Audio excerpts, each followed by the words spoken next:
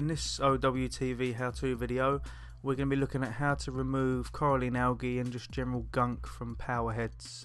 As you can see here, we have a high-door Coralline nano powerhead, and it's pretty severely gunked up with old coralline algae. This has just been sitting in a drawer. So what we're going to do now is just take the powerhead apart. All powerheads are pretty much the same. So just taking the impeller out now.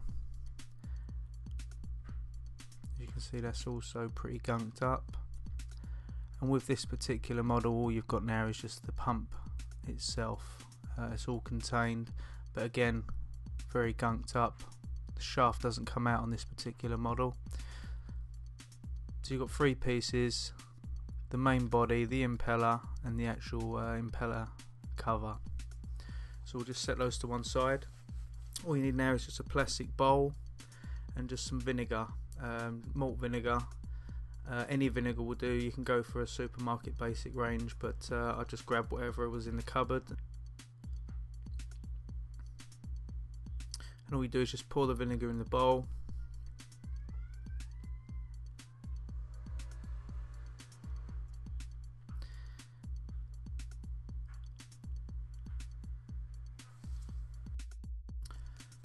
And then just dilute the vinegar solution. There's no real measurements or parts, it's just, you know, whatever you want to do really, or it's whatever I want to do usually. Just throw the rest of the vinegar in. Some people actually use the vinegar neat, but I'm diluting it really, so just to give it enough liquid to actually cover all the pieces that I'm putting in there.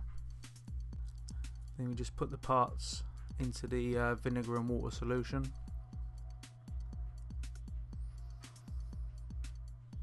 And then they just sit there. So if you put them safe overnight, I usually leave it in there for 24 hours, just let them have a good soak with the vinegar, and that's it. So we'll leave these to set for 24 hours and we'll come back and see how they look.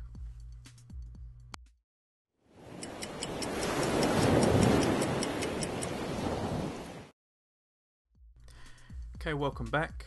And here we've got the parts that have soaked in vinegar overnight for 24 hours, and if we take a closer look, you can see that the coralline algae has literally been broken down by the vinegar. Not entirely sure why. I'm assuming that it's the acidity of the vinegar that breaks down the coralline algae. And as you can see, it very easily starts to come away just using my finger, because I'm assuming this is the acidity of the vinegar that's literally broke down the coralline algae. Feel free to leave a comment if you know the exact reason why. So now we just very easily and very quickly just scrub the what's left of the coralline algae off of all the different bits and pieces of the pump.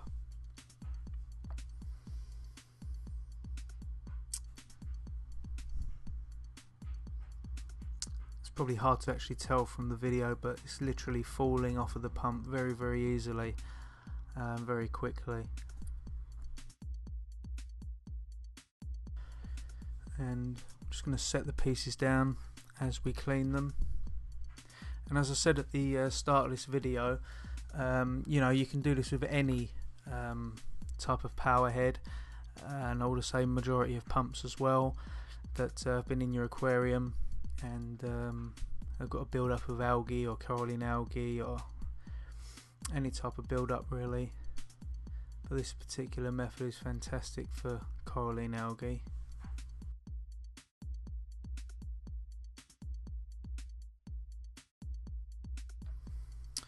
And here you can there's a better look here of just how much the coralline algae has actually been broken down, so we'll just start to clean that off.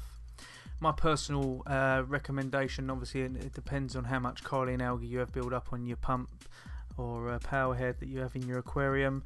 I'd say, you know, a regular sort of like monthly clean in this way will keep your equipment running as good as it possibly can.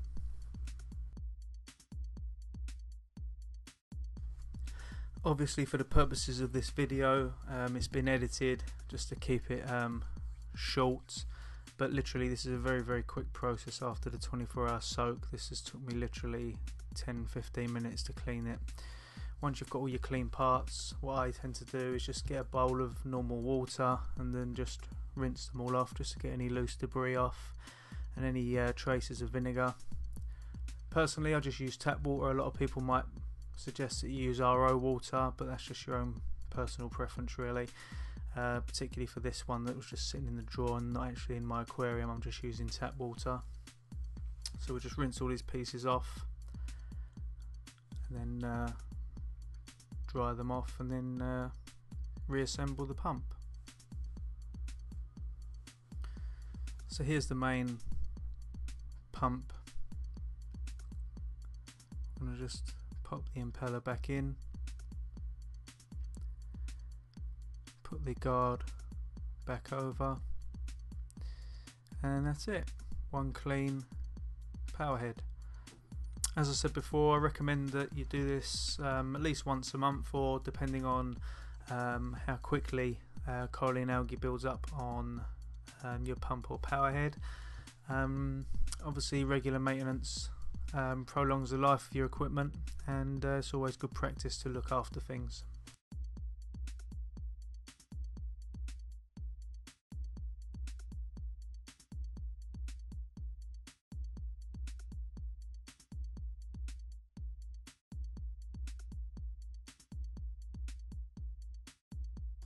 Really do hope that you found this OWTV how-to video useful.